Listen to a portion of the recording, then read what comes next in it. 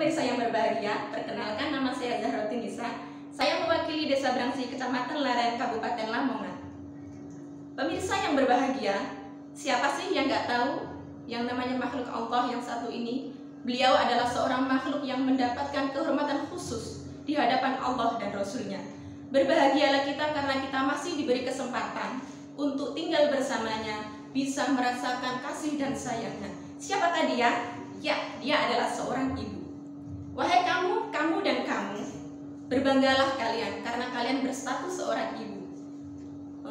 Hadirin yang berbahagia, dari sekian penghormatan yang didapatkan oleh seorang ibu, maka tentunya banyak sekali alasan dibalik semua itu. Selain ibu yang telah mengandung kita, ibu juga yang membesarkan dan juga menyusui anak-anaknya. Dan itu semua tidak bisa digantikan dengan materi dunia apapun. Maka berbanggalah kita sebagai seorang ibu.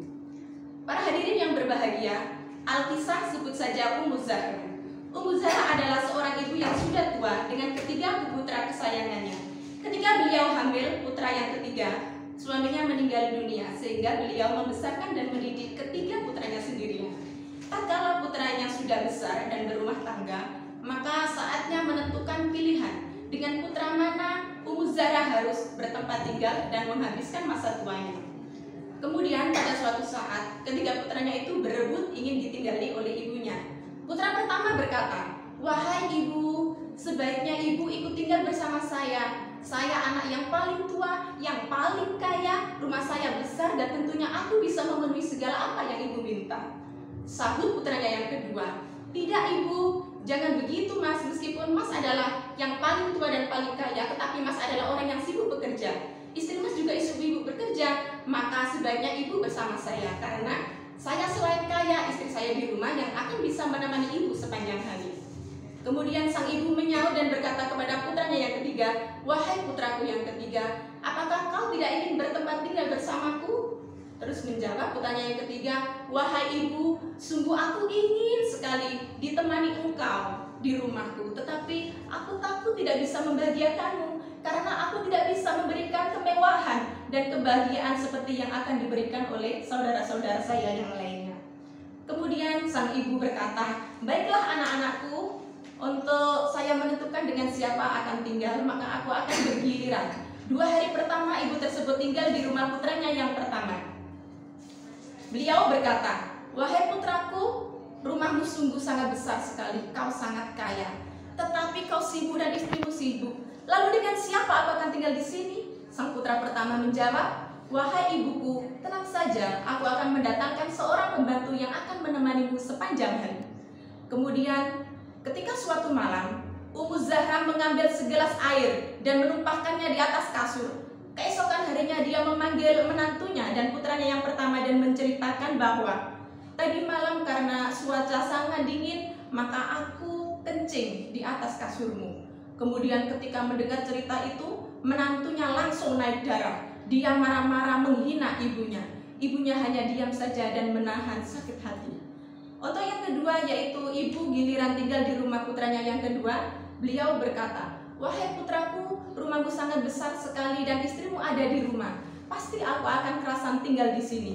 Hari pertama tampak semuanya baik-baik saja. Terpancar wajah kebahagiaan antara menantu dan mertua tersebut. Kemudian pada suatu malam, Ummu Zahra melakukan hal yang sama seperti yang dilakukan pada rumah anaknya yang pertama, yaitu mengambil air minum 1 gelas dan ditumpahkannya di atas ranjang. Kemudian keesokan harinya, Ummu Zahra memanggil menantunya tersebut dan menceritakan bahwa, "Tadi malam karena cuaca sangat dingin, aku tidak bisa bangun sehingga aku kencing di atas kasurmu." Tersontak setelah itu, menantu yang kedua langsung marah-marah, mengumpat dan menghina sang mertua. Putranya yang kedua dipanggil oleh istrinya, "Wahai suamiku, lihatlah ibumu, apa yang dilakukan? Baru 1 malam tinggal di sini, sudah begitu kelakuannya. Bagaimana dengan malam-malam selanjutnya?"